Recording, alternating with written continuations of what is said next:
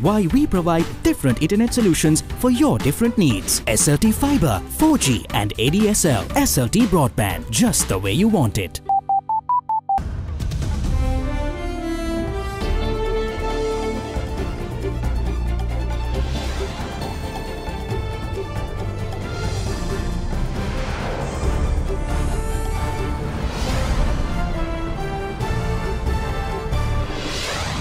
Tonight, drug wars. President Maithripala Sirisena asserts decision on capital punishment for drug traffickers remains unchanged. Action to be taken next week.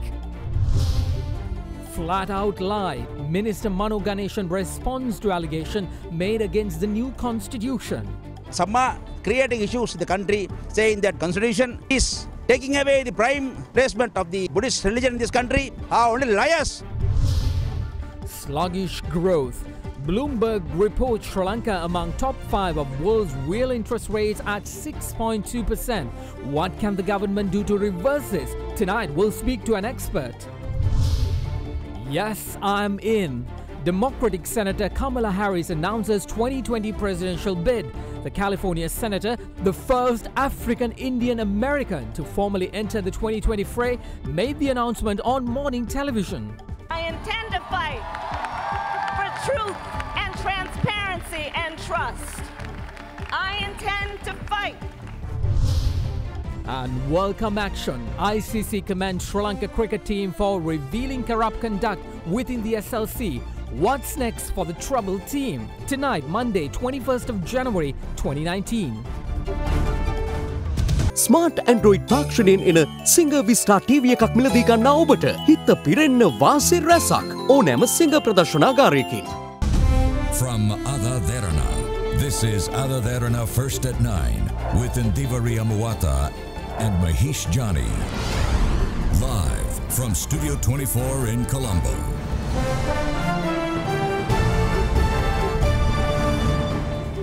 And a very good evening and welcome to First and 9 right here on Ada Derana 24. Good evening, Ndivari. Good evening, Mahesh. Well, there are lots of stories that broke during the weekend. One being with regard to the constitution, where one party is saying there is no new constitution. Right. But the other party is saying, well, there is a draft constitution. So we're going to report all about that tonight. But we have another breaking story. This debate will continue, and also a recent spate of violence activities that is of concern now in the country. Indeed. Like you said, we start off with a top story relevant to economics. Real interest rates in South Asia are among the highest in the world, raising the prospects of more dovish monetary policy in the region. Now, in a report published on Bloomberg today, Sri Lanka took the top spot as the country with the highest inflation-adjusted interest rates at 6.2%. Well, nothing to brag about in theory. Now, the report went on to say that while negative real rates might be considered a sign of financial instability, a high inflation-adjusted benchmark interest rate is, on balance, a reason for central bankers to consider a looser policy stance. According to a report published by Bloomberg today, Sri Lanka, Pakistan and India rank in the top 5 of the world's major economies with the highest inflation-adjusted interest rates. It said Sri Lanka, which faced a political crisis, has the highest real interest rate by far at 6.2%.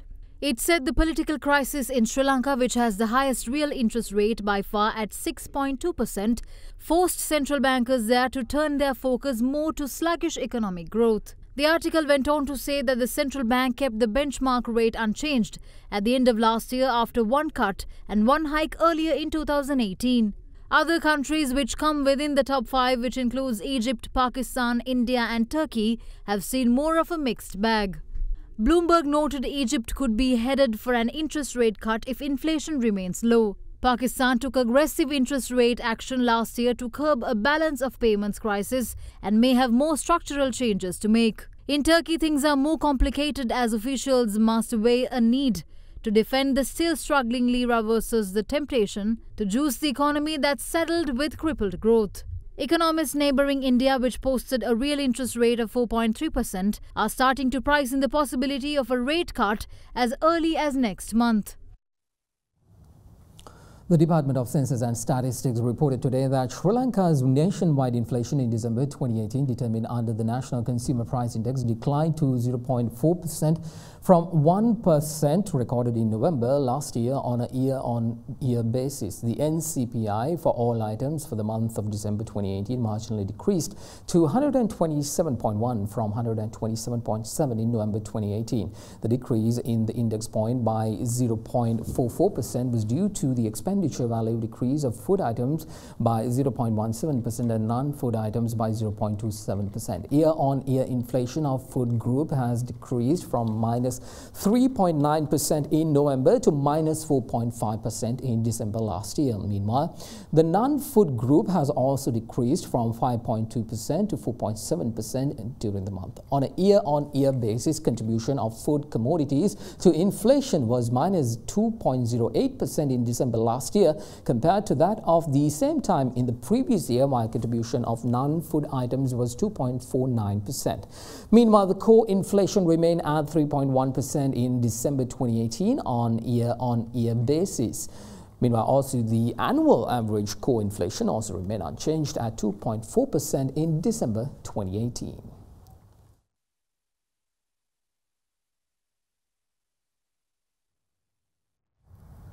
And to discuss more on Sri Lanka's current economic prospects, the way forward, we've invited to our studios an economic analyst, Adrian Pereira. Good evening and a warm welcome to Studio 24. Thank you. Good evening. Well, Adrian, I think you've been a part of a rating agency for several years, yes. RAM Ratings and etc. But we saw ratings being downgraded for Sri Lanka during October, during the latter part of October, where they say a political crisis emanated in Sri Lanka. But analyzing this situation, we haven't seen the ratings being reversed or anything happening in that regard. What is really the outlook for Sri Lanka in the global market? Okay, if you look at it, Induri, we were already on a negative outlook before the political crisis. You mean to say that this was not a rating that was driven because of the October 26th events? No. It was, we were already on a negative outlook. If you look at all three rating agencies, we were on a negative outlook. It triggered it only. It triggered it expedited the downgrade. So we would have had a chance if the economy improved, which I don't know. We had the way the exchange rate was, the currency was depreciating and the revenue was going on. So it was very unlikely that we were going to get back into stable. So it just triggered it faster, which was otherwise it would have happened in somewhere in March this year or somewhere, once the central bank annual report. So I would say to get back into the next level, get back up to the B plus level, positive outlook level, it will take some time. Even the rating is now, IMF is coming only in mid-February. They have been not just coming just because we went there and said, no, we don't want to just go and give you the money. So we want to come and see and discuss with you. That's fair enough. So we need to show, I think Sri Lanka needs to show the world community, the investors, the IMF, the rating agencies, the analysts need to get confidence that, okay, we can do these numbers, we achieve this, there's stability, and we are going ahead. So there is a challenge for Sri Lanka.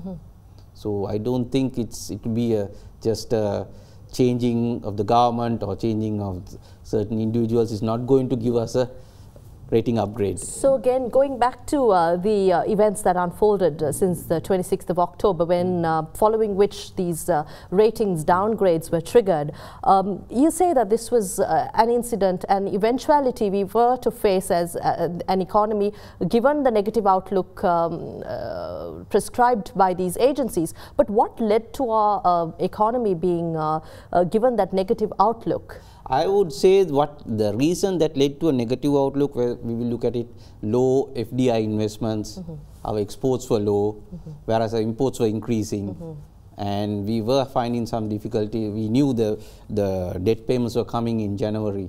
We were waiting for the last moment to go to the bond market.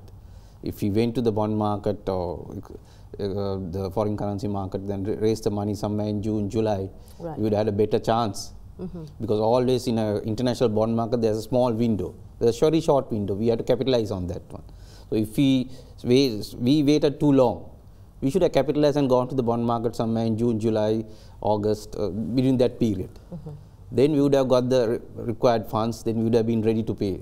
So we were waiting until the last moment, taking things for granted. So I don't think that's a way, I mean, that too should not have happened. What you're saying is like we were on a downward trend from some time. So now it's nothing to do with the fact that you're changing heads of certain institutions and trying to figure out how to do this. What you're saying is that this has to be a policy decision where the country's economy outlook should be taken to a different path. What is your point of view that which path should we tread on right now? I think the path we should tread on is definitely look at foreign direct investments. We have to understand Sri Lanka, just because we can say whatever the government it is, we have to compete for FDI, not only with small countries like Pakistan and in Nepal, we have to compete with India, Pakistan, China, Russia, even Europe. So we have to look at why should they invest in us?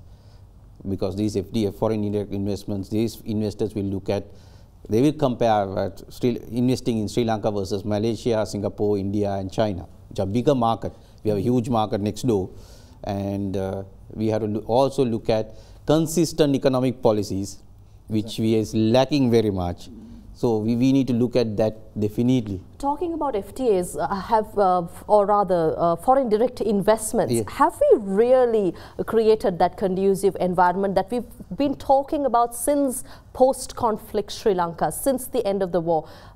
We've been trying to bring in tighter regulations and easier and investor-friendly environment, but have we, as Sri Lanka, really created and reached our expected goals? No, I don't think, to be honest, we have not. We have not created, the short and sweet is, we have not created a consistent policy also framework we don't have. And our policy framework changes from election to election. Now it changes even from local government. Previously it's a general election. Even if you lose the local government election, we change the policies. So that is the biggest issue. So the investors don't want they don't come and sign after an agreement with the politicians or the political party. They come and invest in a country and sign its country in that. Now, if we keep on changing those policies, investor loses investor confidence. So I think we need to build, irrespective of which government comes, if there's a foreign direct investment, we have to honor those commitments. We can't just cancel those investments and then go back and say, sorry, we will renegotiate again. So that is not the correct thing. Right, and very quickly before we go in for a short break, Adrian, we've been talking about forecasts for growth for Sri Lanka in 2019, although forecasts were slightly below expectations last year, but those are all provisional figures yet. But this year it's in the range of 4.54 and 5. But is this still realistic? I mean, shouldn't this economy be booming? This economy should be booming. Definitely, we have the potential to go 4.55, more than that. But even with getting a economic growth of 4, it's a long goal. I mean, it's a big challenge because we need to solve a lot of other problems. Mind you, we have to understand this is election year. Yes, indeed. Right. So thank you very much, Adrian, for joining us this evening on First at 9. We had with us the former Chief Executive Officer of RAM Ratings Lanka joining us on First at 9. We take a short break now and be back with your top stories making headlines tonight.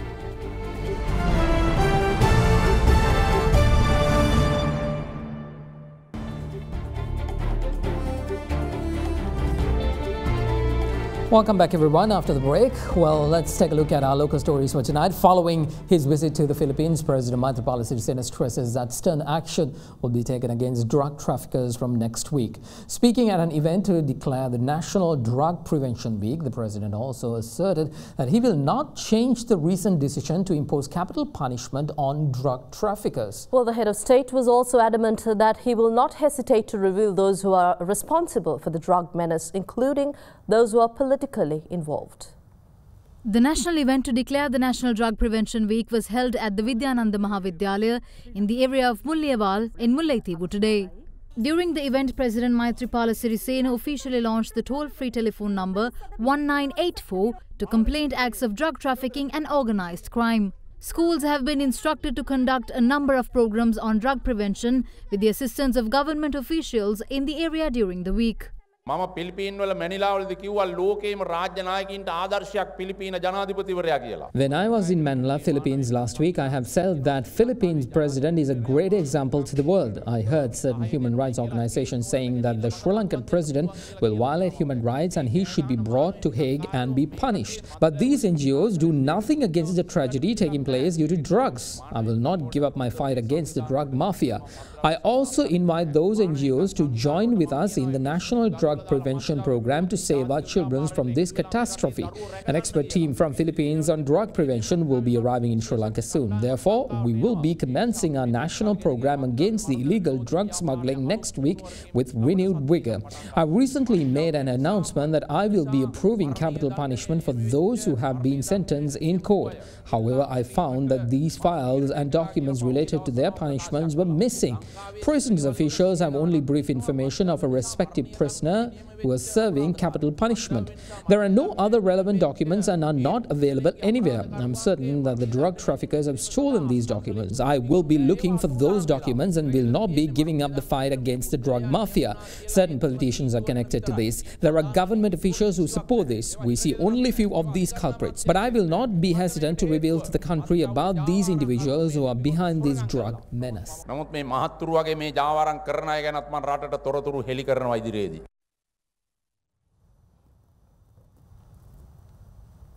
Well, the topic of the new constitution has become one of the most scrutinized subjects in the country, with various views being expressed in this regard. Just recently, Prime Minister Ranil Wickremesinghe urged opposition politicians to refrain from expressing distorting views on the proposed constitution in the absence of a draft document, which is yet to be presented in Parliament. However, leader of the Pivithuruhela Urumaya, parliamentarian Udaya Gammanpilla, disagrees with the Premier's statement. Speaking at a media briefing today, he claims that it was in fact the Prime Minister who had termed the report as the constitutional by the panel of experts for the steering committee. The Prime Minister and the leaders of the government repeatedly say that they have not presented a constitution, not even a draft. They accuse us of instilling unfounded fear in people's mind by talking about a constitution which has never been drafted, which has never been presented. This is the document presented to Constitutional Assembly by the Prime Minister on 11th January. It says, we, the people of Sri Lanka, celebrate in our rich ethnic, religious, linguistic and cultural diversity in the exercise of our sovereignty, hereby give ourselves and the future generations of Sri Lankans this constitution. Who has named this document as the constitution? Not me, not the UPFA, but the Prime Minister himself. Mr. Prime Minister, you will face this kind of embarrassing situation when you present the documents prepared by MP Sumandiran without reading.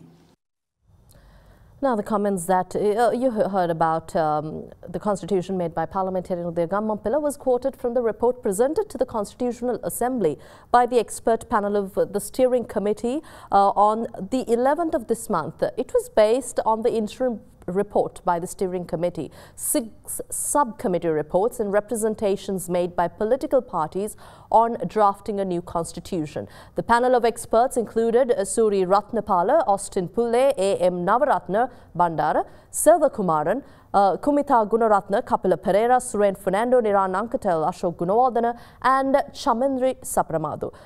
So, was this report actually a draft of the constitution as mentioned by parliamentarian Udaya Gammanpilla? That's a question we'd like to ask. So the chairman of the Public Representation Committee on Constitutional Reforms, Zalal Vijayanaike, addressed the media yesterday in an attempt to clarify these very claims by the opposition. Vijayanaike emphasized that this report only contains proposals for the proposed constitution, which will publicly be debated before any draft is prepared. He further asserted that statements made regarding the report as a constitution or a draft are baseless and false.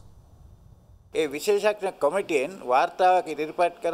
expert committee presented a report to steering committee, which in turn was submitted to the Constitutional Assembly. This is not a draft constitution, it is a report. We haven't even decided on what should be or shouldn't be included in the draft constitution yet.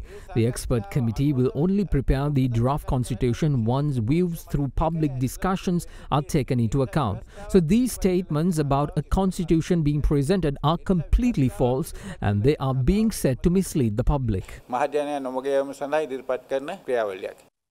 Well, the Minister of National Integration, Mano Ganesan, says that erroneous interpretations on the Constitution is being propagated by certain politicians, which create issues in the country. Expressing views to media in Colombo today, the minister proceeded to say that statements made by certain factions pertaining to the prominence granted to Buddhism via the Constitution is misconstrued. At this moment, we are discussing only about a report submitted to the Constitutional Assembly by the steering committee, which is supposed to be cooking the new constitution. So we are far away from the constitution. Now we have only submitted a report. The report has been discussed. Only one day we'll have discussed further. After that, it has to be taken back to the steering committee. Again, we'll have draft a constitutional draft. Again, it has to come back to the Constitutional Assembly. Then it has to be supported and agreed and accepted by the Parliament, the Constitutional Assembly, by 2/3 majority. Then again it has to go back to the people for a referendum. Then again it has to go to His Excellency the President for him to approve it, within which anybody can go to the courts also. So there is long way to go, long way to go. That is the reality. So some are threatening, creating issues in the country, saying that there has been a constitution which is merging the northern eastern provinces and taking away the prime placement of the Buddhist religion in this country, or else bring a federal constitution, are only liars, dirty liars. Well, as we all know, the postponement of the provincial council election has drawn strong criticism from various parties, including the opposition. Now, responding to these claims, several ministers recently proposed the idea to hold the already delayed provincial council election along with the upcoming presidential election on the very same day this year. Sri Lanka Podujana Peramuna, however, raised concern to this suggestion today. Chairman of the SLPP, Professor G.L. Pierce, warned that this proposal will only further delay the provincial council elections and it is illogical to hold both elections on the same day. The government presented a new proposal yesterday. A senior minister said that the government hopes to hold the provincial council election for all 9 provinces on the same day. If that is the case, we have no objection in holding the election on the same day by dissolving the Uva Provincial Council as well. But we are against the proposal of the government which suggests holding the provincial council election on the same day as a presidential or general election. This is just a trick. They only want to postpone the provincial council election by doing what they suggest. The presidential election must be held before the 9th of December, for which we have ample time. That is exactly why there is no logical reason for holding these different elections at the same time.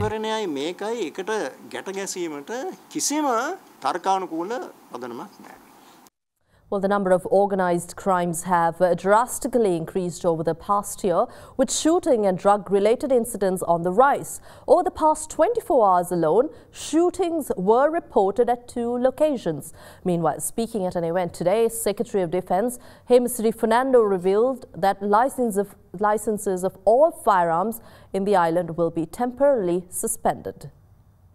A person sustained severe injuries after being shot at Melbourne Junction in Jintupitiya at around 6:45 last evening.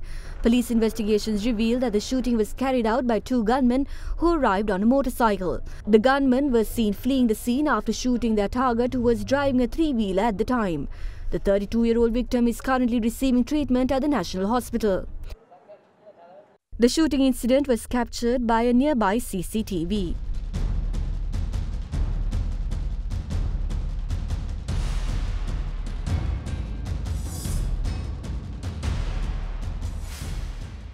Meanwhile, a person sustained injuries after being shot at in the area of Polvatta in Waligama, Matara. The victim, who is currently receiving treatment at the District General Hospital in Matara, is identified to be a 38-year-old resident of Waligama. Investigations into the incident are being conducted by the Waligama police. Meanwhile, attending an event at Nalanda College, Colombo, Secretary of Defense Hemisri Fernando said that licenses of all firearms in the island will be temporarily suspended. 9mm pistol saha revolver. 4,709mm pistols and revolvers have been issued licenses. No one knows on what basis these licenses were issued. We have no information as to who possesses this firearm as well as any data in this regard. Some individuals have license issued for 14-15 firearms under under their name.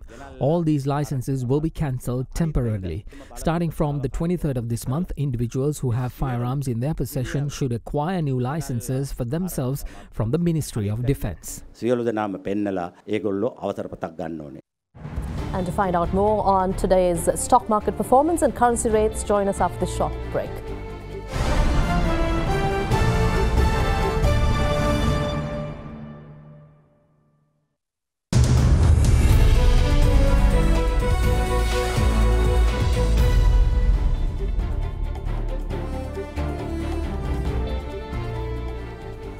Welcome back, everyone. The all share price index ended 0.49% weaker at 5,958.47 today, closing in red as a result of price losses in counters such as Ceylon Tobacco Company, Shrans Asia Hotels and Sri Lanka Telecom, with the turnover crossing 793 million rupees. High net worth and institutional investor participation was witnessed in John Keel's Holdings, Hemas Holdings and Commercial Bank.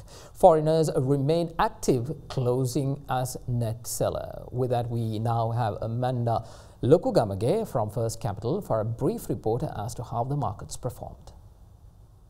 In the bond market, we saw some profit taking, resulting in the yield curve shifting slightly upwards, reversing last week's downward sentiment. In the equity market, index continued to fall for the second consecutive day by 30 points to a 7-week low, dragged down by CTC and Transasia. Turnover was on to the high side, dominated by on-board deals in John Keys and Hemas.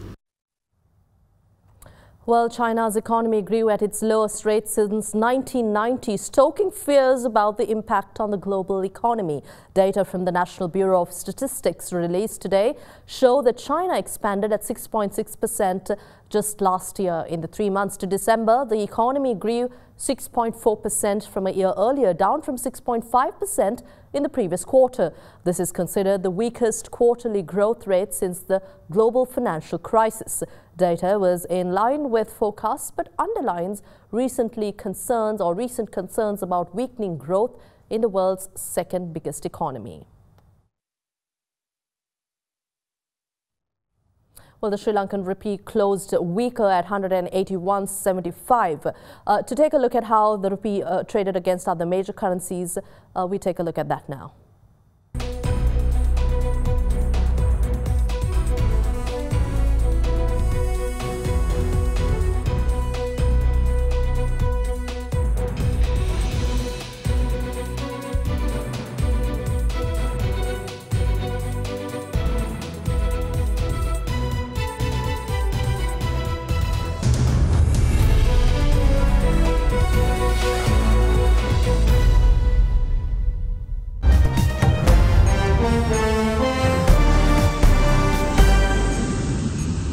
Well, international news now. A U.S. Senator from California representing the Democratic Party, Kamala Harris, announced today that she is running for president in 2020, arguing that the time has come to fight against what she views as the injustices of the past 2 years of the Trump presidency. Now, Indivri, why is this a big deal? Well, according to polls so far, which is totally unreliable, but many believe that she could be the one to beat Trump. Right. And possibly become the first female president of the United States. In a brief video from her campaign that was released on social media just hours ago, at the same time she appeared on a television program, Harris called on her supporters to join with her to claim our future. Well, justice, decency, equality, freedom, democracy. These aren't just words. They are the values we as Americans cherish, and they're all on the line now, Harris said in a video teasing her official kickoff in her birthplace of Oakland next Sunday. Harris is the first African-American woman to announce a run for the White House in 2020 and the third woman in the field.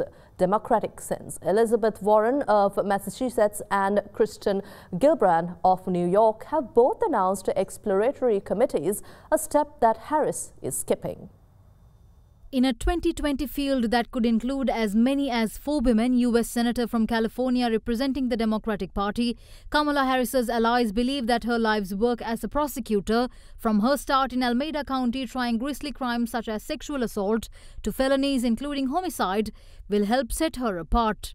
The style developed over those years helped her build a national following when she grilled President Donald Trump's nominees, including Brett Kavanaugh when he was a Supreme Court nominee. I intend to fight for truth and transparency and trust. I intend to fight.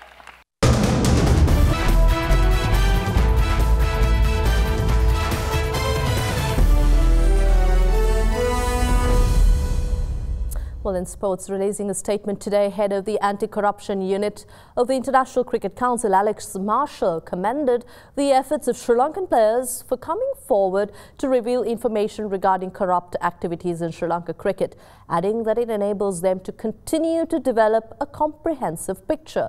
He went on to urge players or participants aware of any information concerning to corrupt conduct within Sri Lanka cricket to come forward without any fear or repercussions. As part of the ongoing investigation regarding corruption within Sri Lanka cricket, the ICC offered a 15-day amnesty to Sri Lankan players to own up any involvement in corrupt activities, breach of conduct, or to reveal information on player behavior tarnishing the spirit of the game.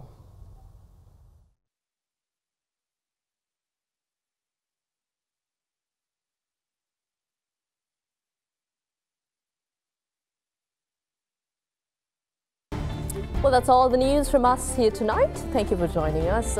If you did miss any of our stories, do not forget to log on to www.otherderana.lk or follow us on our social media sites. I'm Derana. And I'm Mahesh Johnny. Have a good night.